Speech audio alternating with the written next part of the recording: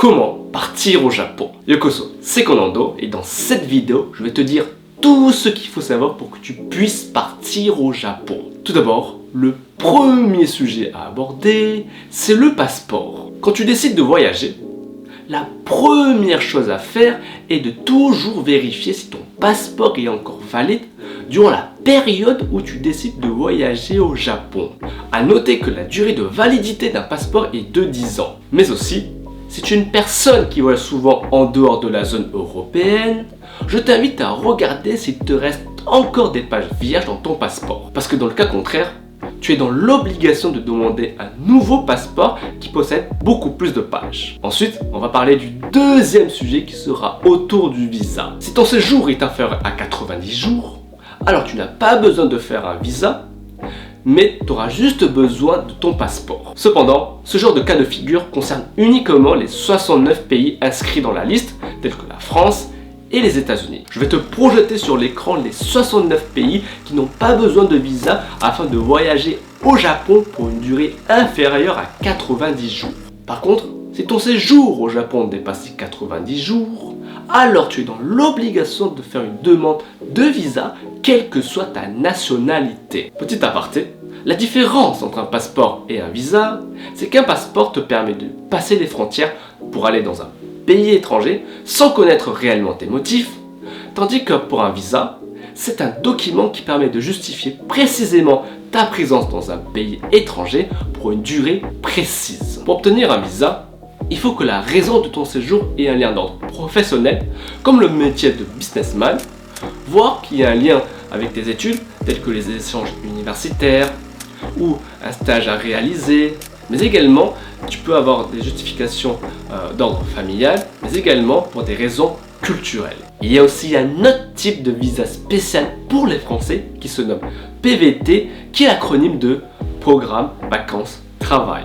Apparu à la fin du XXe siècle dans le but de promouvoir les amitiés entre la France et le Japon, le programme Vacances Travail permet aux jeunes Français qui ont l'âge de 18 à 30 ans de pouvoir vivre au Japon pendant un an dans le but de visiter le pays du soleil levant, mais également d'acquérir une expérience professionnelle nippone. Cependant, il y a un petit souci, cette opportunité ne peut être qu'attribuée qu'à seulement 1500 personnes par an. Mais également, un autre critère à souligner est qu'il faut au moins avoir 3100 € dans ton compte bancaire pour des raisons de sécurité. Pour faire une demande de visa, il faut que tu te rendes à l'ambassade du Japon qui se trouve dans le 8e arrondissement de Paris. Mais si tu habites à l'autre bout de la France, alors ne t'en fais pas, puisque tu as la possibilité de faire ta demande de visa dans d'autres villes telles que Strasbourg, Lyon et Marseille. A noter que pour l'ambassade du Japon à Paris, la prise de rendez-vous se fait en ligne via le site de l'ambassade du Japon. Pour les autres villes, il faudra que vous adressiez directement au consulat concerné. Concernant les documents à fournir, il vous faudra un formulaire de demande de visa, une photo d'identité datant moins de 6 mois, un passeport en cours de validité, ainsi que d'un COE qui est le Certificate of Eligibility. Ensuite, il faudra attendre au moins 5 jours avant de récupérer les documents à l'ambassade du Japon qui se fera obligatoirement dans l'après-midi. Mais ne t'en fais pas, la date de récupération de ton visa sera communiquée. Ce qui veut dire que si tu souhaites faire une demande de visa sur Paris, soit tu restes à Paris pendant quelques jours le temps que les documents soient prêts, ou soit tu décides de rentrer chez toi puis de retourner sur Paris afin de récupérer ton visa. A noter que la constitution d'un visa n'est que de 21 € pour une entrée simple. Ensuite, on va parler du troisième sujet qui portera sur l'argent. Au Japon, même si le pays est réputé pour sa technologie, niveau moyen de paiement, c'est encore le Moyen-Âge, puisque la majorité des Japonais ont trop la flemme de se familiariser avec les moyens de paiement et continuent de payer en liquide, puisqu'il faut savoir que plus de un tiers de la population nippone a plus de 65 ans. Pour te procurer de l'argent japonais appelé le yen, il existe différentes façons. La première option à considérer est de demander de l'argent japonais à ta banque dont les frais de change sont estimés aux alentours de 2 à 5%. Je t'invite à t'y prendre le plus tôt possible car les banques prennent beaucoup de temps à le faire car ce type de demande n'est pas courant.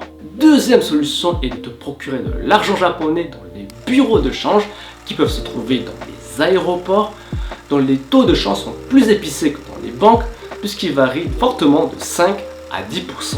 Et la dernière solution est de retirer de l'argent depuis le Japon, plus précisément dans les distributeurs ATM, qui est l'acronyme de Automated Teller Machine, qui veut dire en français distributeur de billets automatique. Point très important, il faut que tu fasses très attention à bien vérifier que ta carte bancaire soit compatible avec les distributeurs ATM, parce que dans le cas contraire, tu es un peu dans la merde. Mais également, il faut que tu saches que si tu retires de l'argent au Japon, non seulement tu prends des taux de change venant de ta banque, mais également tu prends des taux de change venant du distributeur ATM dont les taux de change varient de 1 à 2%. Pour te donner une idée, plus le taux de change se rapproche de 0, mieux c'est, mais dans le cas contraire, un taux de change maximal de 3% paraît acceptable. Au-delà de 3%, tu commences à sentir une carotte dans ton anus. Le dernier sujet que l'on va aborder, c'est l'achat du billet d'avion. Tout d'abord, il faut savoir que le prix du billet d'avion pour se rendre au Japon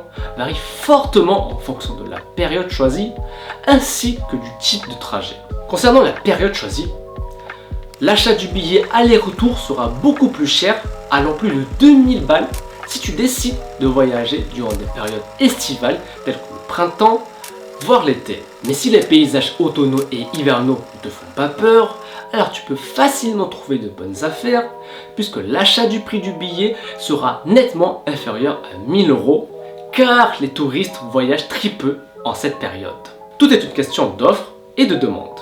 Deuxième paramètre à prendre en compte, c'est le type de trajet. En effet, prendre un vol direct pour aller au Japon sera nettement plus cher que si tu prends un vol avec escale. Cependant, il faut savoir que la durée de trajet, elle aussi, s'allongera puisque normalement tu mettras entre 13 et 14 heures pour te rendre au Japon contre 17 à 18 heures avec escale. Donc, soit ton temps est plus précieux que l'argent et tu décides de prendre un vol direct pour aller au Japon, ou soit l'argent est plus précieux que ton temps, alors tu décides de prendre un vol avec escale.